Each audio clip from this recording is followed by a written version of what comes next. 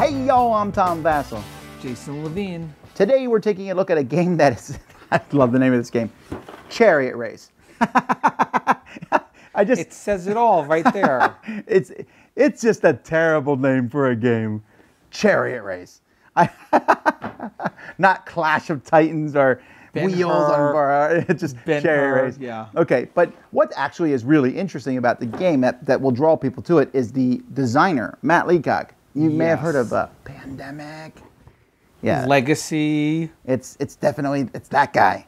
Okay, so Chariot Race is a game that is it's a chariot racing game, and the best way to describe it is chariot racing mixed with King of Tokyo.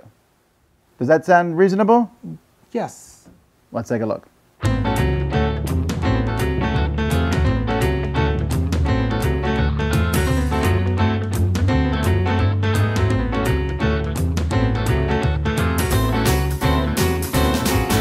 Each player is going to get a chariot, or if you're playing with 2 or 3 players, they'll have 2 chariots, and they're going to get a chariot board here. Now on a chariot board, you have these sliders which are going to keep track of 3 different things. You have a track of your fate, which starts at 3. You have your hit points, your damage, which starts at 12, and you have your speed, which is going to start at 4. Now this is the basic version of the game. If you want to play an advanced version of the game, all the chariots are going to be different. So this guy's fate starts at 7. His speed starts at 4, but can never get higher than 10, and his hit points start at 12, while you can see that other people are going to have various things. This guy can go up to a speed of 14, but his fate track only goes to 4, and it starts at 0. So you have different things that you can do. So on a player's turn, and each round of the game, you'll start with whoever's in front, and we go through all the people, and you have to make a 2-lap race, 2 laps around the board, and you keep track of it with the little dolphins. So this is the first time around. The second time around, you get rid of it, you win. You have to make it around the board in 2 laps without dying. All right, if you die, you're out of the race. Now, in this game, you have to keep track of your hit points, but you're going to look at your speed at the beginning of your turn, and that's how many dice you're going to be able to roll. So the slower you are, the more dice you will be able to roll. Now, before you do that, if you want to, you can pay exactly 3 fate to heal 3 hit points if you have it. Otherwise, you're going to roll dice. There are 5 dice included with this game with different symbols on them. You're going to roll the dice, and then you get 1 free roll. So I might say I'm going to re-roll these 3 dice. But once you're done with that, you have to keep them unless you decide to pay 2 fate. If you pay 2 fate, you can either change 1 die to whatever you want, or you can re-roll, get another re-roll. And then you will apply the dice. Each of the fate symbols you roll gives you more fate. That's pretty simple. Each of these, that's like a super burst of speed, will increase your speed by 2, but you lose 1 hit point for being crazy. These can let you increase or decrease your speed by 1. This allows you to change 1 lane while moving, and this allows you to either drop caltrops or throw a spear at somebody. Once you are done determining what you've rolled, you'll see your speed. So maybe I've increased my speed to 7. So I'll move 7. So let's say I'm the purple chariot. I go 1, 2, 3, 4, 5, 6, 7. If I was able to move, maybe I could go 1, 2, 3, 4, 5, 6, 7. And go into that middle lane. However, you'll notice there's some numbers here in the track, 3, 5, and 7. If you hit one of them and you are going higher than that speed, so let's say I'm going speed 7 and I hit the 3, you take the difference in damage. So this inside lane's really fast, but you can take a lot of damage. So as you take damage, you'll simply mark it here, and at the beginning of your next turn, if your damage is ever below your speed drops down to match where your damage is. You can increase it briefly, but it will always drop down at the beginning of your turn.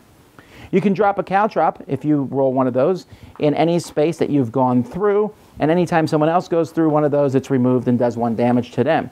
You can hit another chariot, causing 2 damage to both chariots. Or if you end your turn and you're within 2 spaces of somebody at the end of your turn, you can throw a spear if you have that instead of dropping a caltrop and do damage to people that way. That's pretty much it. There's no other complications. You're just trying to zoom around. There is another side to the track where you have these stone columns. If you hit them, you're out of the game. And you can even, just use them on half the board if you want to, so you can mix and match. Now, the first thing I want to point out is I think the game is best played in the advanced setting. I mean, it doesn't even matter. You don't have to remember like any special abilities. You just have different numbers on the sides. So why not play with those? Who cares? It's more fun, and then your chariots feel a little bit different. Yeah, I mean, I could see playing either way. I think either way is good.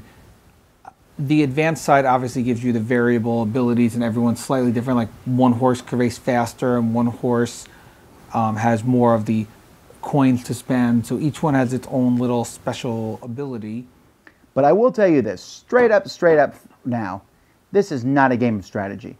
It is really not. You have a couple tactical choices where you are basically essentially going to say, I'm going to stay back, slow and steady, or I'm going to run and gun it. But you are essentially just rolling dice and seeing what happens. And if the other players decide that they're going to take you out, you really can't stop them that much. Yeah, I mean, the chariot racing part really felt like chariot racing. You know, you're slamming into each other. Your horses are getting weakened as you go, and it really gives you a feel of it. It's very possible for a game to end with one chariot standing. It's very possible. One of ours did end like that because we were beating on each other so much. But that chariot racing, Ben-Hur only I think like 5 chariots made it or something. Come on. He crosses and the other guy flips at the end. Well, yeah, but then the other people came behind him, I think. Because the guy ran him over, remember? That's right. All right, so some other people. But, okay, but anyway, in this, it's really about just the, what am I going to roll, and then what am I going to re-roll, and then why pay for another re-roll, and I mean, but your choices are really not that complex. It's not like there's 3 lanes. There's caltrops in your lane. You hit those corners at different speeds. It's not like you're going to sit there and go, let me think this out tactically. No, you just move and see what happens. No, the game is not complex. I mean, you compared it to King of Tokyo, but I always talk about spiritual successors, and to me, Matt also designed Rolls for the Ages, and to me, this is kind of the spiritual successor to Rolls for the Ages, where you're using the 5 dice, you're getting different symbols that will give you different kinds of actions, and how are you going to use those actions to maneuver your horse around this track and win the race. So I put this in the same line as his Roll Through the Ages game. Yeah, but in Roll Through the Ages, you are building up something, and this you are getting smashed up, okay? There's no way in this race you will not take damage. No way. Of course, but that's chariot racing, and he themed it very well. I mean, he took a similar concept, the Yahtzee-style concept, and turned it into a racing game, which is very creative and a very good, like I said, the spiritual successor or the second in the line from his Yahtzee-style games. So I like the game. It's a fun, as long as I go into it knowing it's a light game. You cannot take this game seriously. You're just like, woohoo, and you cheer and you laugh, and it actually is a little better maybe with 2 or 3 players because you have multiple chariots. If one of your chariots dies, you have another one because elimination is going to happen. But the game isn't long enough that I think that I'm out of the game. It's like, in 10 minutes we'll be done, so stop whining. Yeah, it feels super light to me, and I'm not always in the mood for that, but I could see kids really getting a kick out of this and having a great time with it. Yes, I mean, when it's funny because most Yahtzee games I don't like. Most of them I'm like, it's another Yahtzee game that they just made Yahtzee out of the dice. But some I like obviously my favorite of the Yahtzee style games is Ra, the dice game.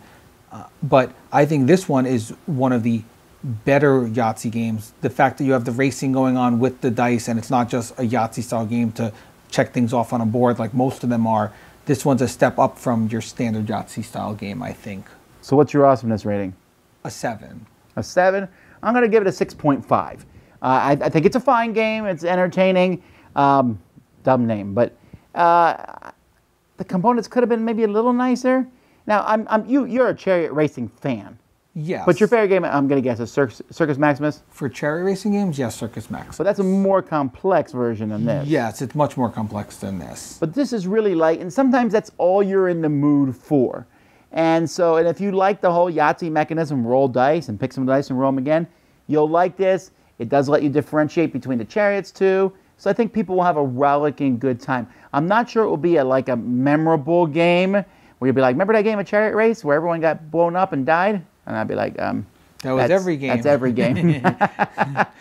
But it still can be a lot of entertainment, and I really think the King of Tokyo audience will like this. Yeah, I do too. I mean, like I said, it's in that Yahtzee style, and this one is one of the better ones. So if you like that kind of light, roll the dice, get to re-roll the dice, and then do your actions, I think you will like this. I think this is one of the better ones, and it's one that people should add to their collection if they're looking for light Yahtzee style games with a little bit more, like in this case, the racing part. All right. Thanks so much for watching the Dice Tower videos. Find more great videos and reviews, as well as our top-rated audio podcast at Dicetower.com. You can also find other great shows at Dicetowernetwork.com. I'm Eric Summerer, and you've been watching The Dice Tower. The Dice Tower is sponsored by Cool Stuff Inc., where you can find great games for great prices. Cool stuff in stock. Check them out at CoolStuffInc.com.